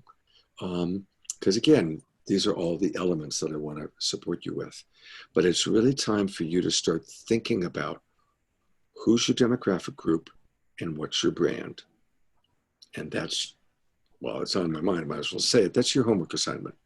This week, I want you to really think about, who's your demographic group or groups, who's your brand? Now, most marketing experts will tell you that it's best to be really, really narrow. The more narrow you are, then the more those people looking to be flogged by a beautiful blonde are going to find Trish. Hope you don't mind my using that example, but it's a pretty narrow brand that you've created successfully. And it worked out well for me. I chose to do everything. But I think I chose to do everything so that I could run Love Coach Academy with an understanding of what it's like to work with corporate execs, what it's like to work with couples, what it's like to work with couples just starting, what it's like to work with couples that need to consciously uncouple, what it's like to work with parents, what's it like to work with nonprofit organizations. I work with software engineers in the country of the Ukraine, teaching these highly mentally intelligent people to be emotionally intelligent. So I've worked with a real wide variety of groups, and it has served me because I have a better understanding of a lot of different possibilities. But a reminder, one of you alluded to it earlier. I've observed, obviously the corporate marketplace is where the most money is. And some of you might be really good for that. I mean, Adrian might want to think about, and I'm not limiting it to Adrian, but I'm just going to pick on Adrian. Adrian might be really good. He's got the look, he's got the power, he's got the strength at really going into corporations and teaching them emotional intelligence skill building. And a lot of the hip corporations are doing that already. Google, eBay, they actually, when they're interviewing people, the main thing they look for is emotional intelligence. That's actually been documented. So, Adrian might decide to go into that direction. The place that most of you might be able to go into, where people will put in the time and the money, couples with children who are fighting. Now it's really hard work, as you can see by the look on Trisha's face, because you can't go in there and flog them. Bad husband, it doesn't work, at least not my style. I'm gonna really, I gotta be careful not to go too far with the flogging jokes. It's just so rich. Oh no, I'm just more like, ew, kids. I'm not really a kid person. Oh, okay. But honestly, couples that are fighting in front of the kids, it's so painful. It's so painful. It's painful because those kids, like, how many times did Allison say today, I had to stop her, about how her kids are her mirrors, her kids are her mirrors, her kids keep her honest, her kids are, and that's for a responsible parent, the way it is. And it's hell, especially for the mother, when they're fighting and she can see how the kids are suffering because she can't get along with her husband. And Adrian. This is, I think, relevant to what we were just saying. Hopefully it's not a big segue, but it's not. Anyways, authority, a big one. People go to school to get some letters after their name, and then the people out there have this confidence that you've gone through the institution and now you have these letters, and now I can feel safe that you know what you're doing. Yeah. And I know well enough that that's not always the case. My partner's in a master's program, getting her master's in counseling. And she's just blown away with how inept the program is on some level, but really being with people, like teaching, anyways. I'm just curious in your experience, Scott, maybe you could speak in a way that would give us the confidence that if you haven't been Marshall Rosenberg or have some of the history that you have, that you kind of lean on to give you some authority.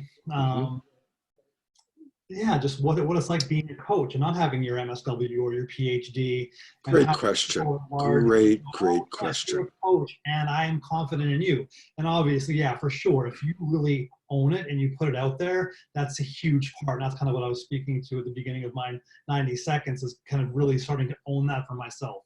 Like, yes, I have skills and I want to be of service. I want to do this. I want to, and I have some more work there, but like authority, people believing in us. I'm so glad you brought this up. Twinkle, Adrian, because it's a great question. And yes, I have answers because I've been dealing with this for 20 years.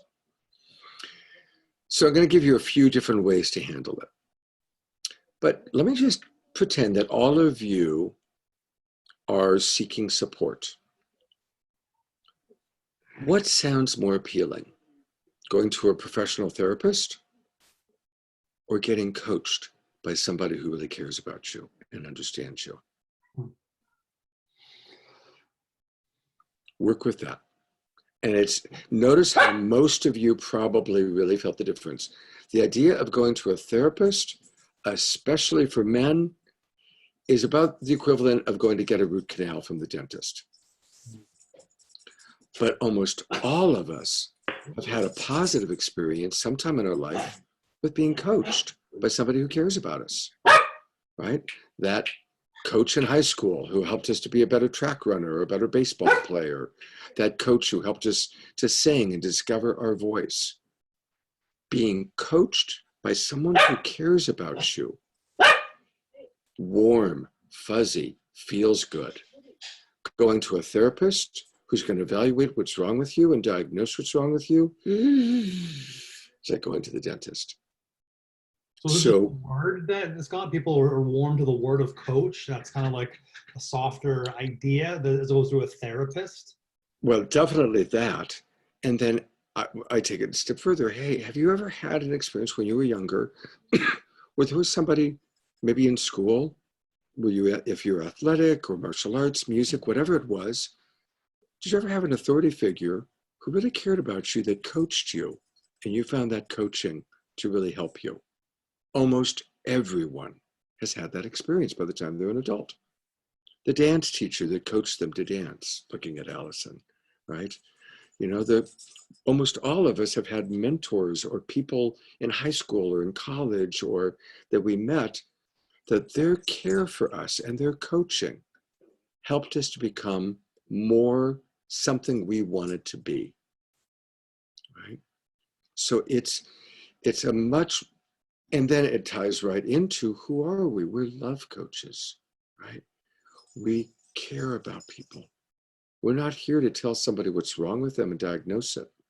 We're here to help them remember what's wonderful about them. And whatever's difficult, we have compassion for it. We are compassionate communicators. We are relationship coaches who care. And there will be a certain number of people that absolutely need that MFT or need to go to see a psychologist or a doctor, and they need that. And that's okay. It's a huge planet. But here's the thing to remember. Here's the next piece of my little spiel about this. Life is relationship. Life is relationship. If you want to improve your life, improve your relationships. And most people need what we have. Most people need something as simple as how to take connected timeouts. Right?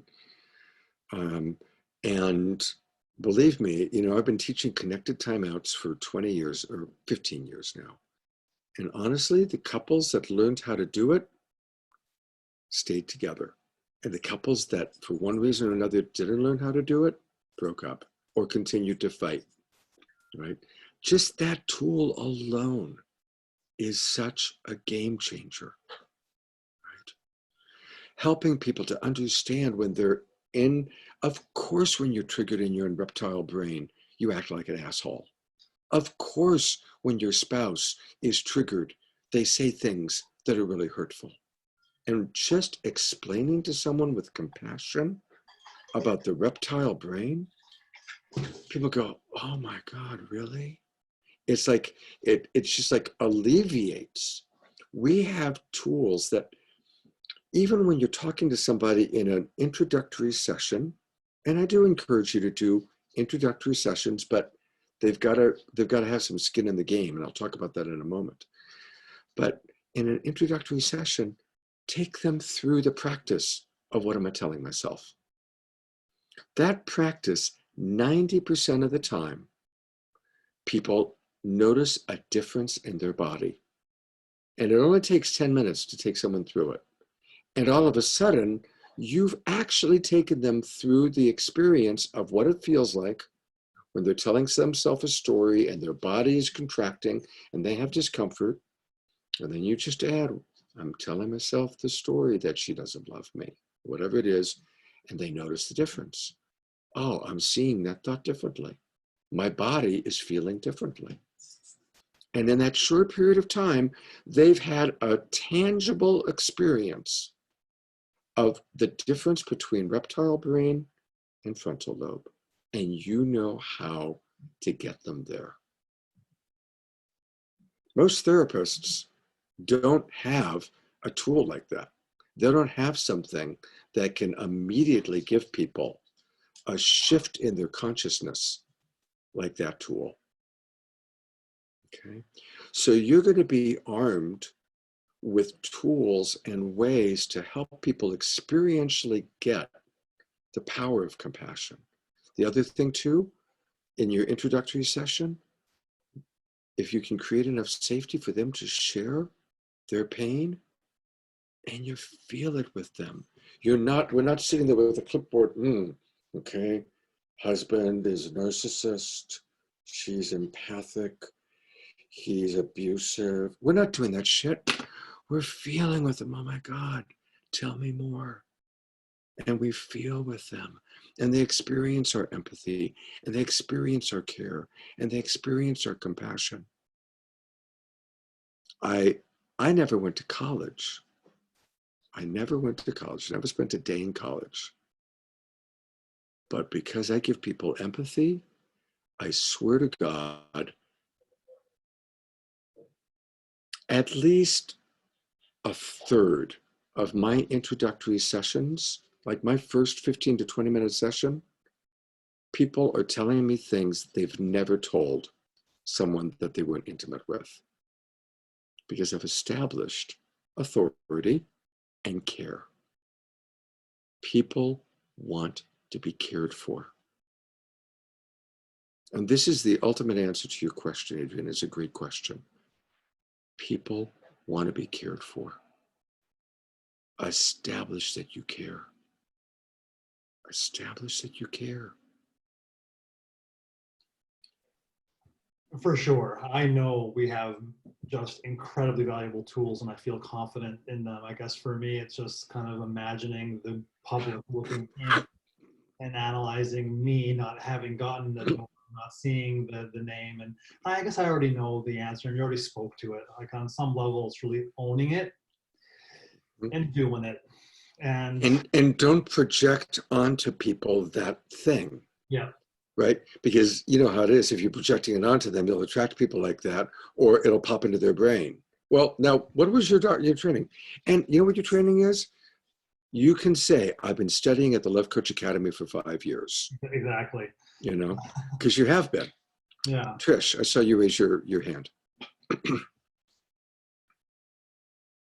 Yeah, there's so I am in the last bits of my education with Sex Coach University with Dr. Patty Britton.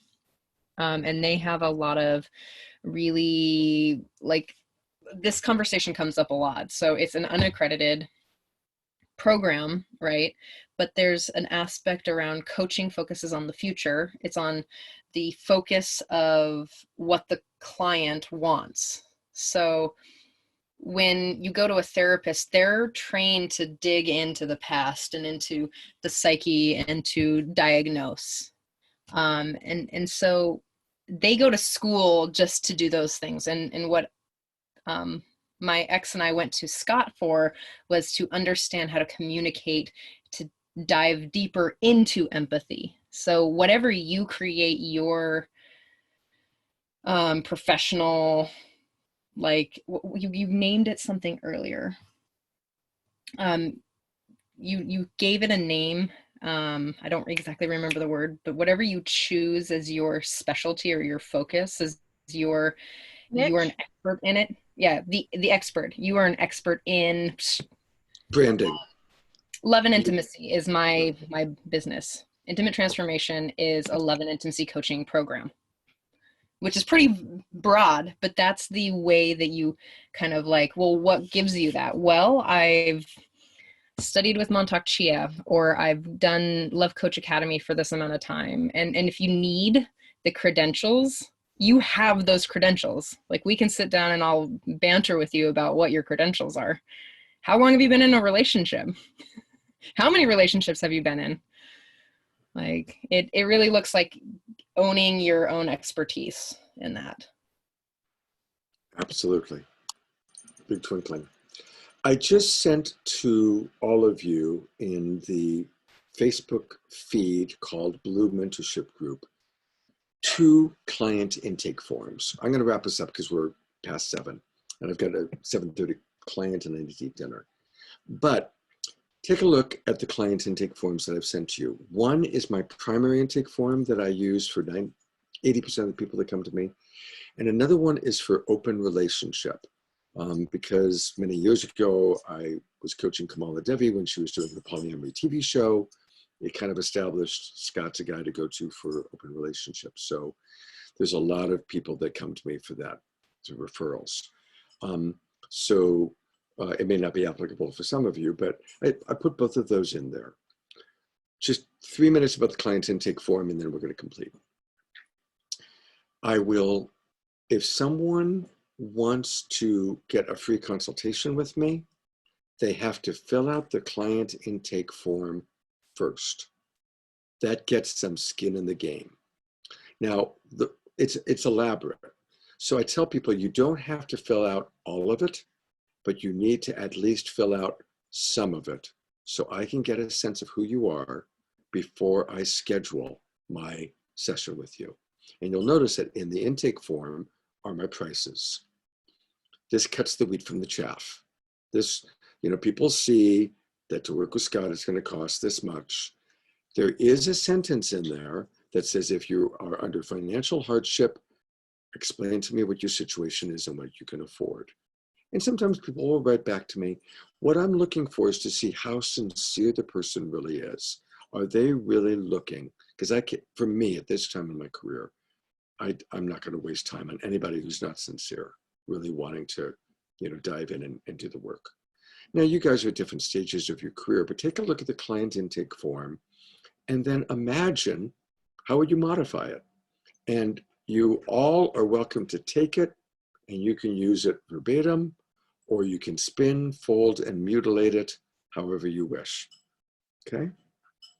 That's yours. So, who wants to repeat what the homework assignment's going to be? Trish. The homework assignment is to define your brand and who you're focused on. What's your demographic? You got it. Good job. All right, everybody. Watch Roxy and I tomorrow night. Please stay tuned to where I'm going to I'm going to start asking people to register for which online classes they want to be coaches at, because I want to start knowing in advance, okay, it's going to be Jessica, Daniel, and Candace, or whatever it might be. So pay attention to where I put that in there, and pay attention to those threads, okay? The threads are where the information is. And I need to look. I don't remember I think Paul Sterling might be doing it tomorrow. I will list, Paul and I have been going back and forth about he's going to do 2 a week and I'm going to do 5 a week for now. But hopefully starting on Thursdays, Trisha's going to be hosting with Dawn. So, I'm going to start turning it over more and more to you guys. Just take a look in the threads.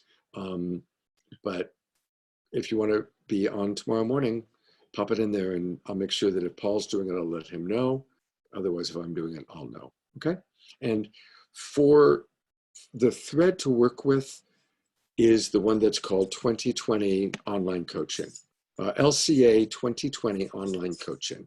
That's the thread that I work with on who's going to be our coaches for the Compassionate Talk online show. Okay? All right. I really love each and every one of you. And take care, and I look forward to connecting with you all soon. Come watch us. Come participate. Come play. Bye-bye, everybody.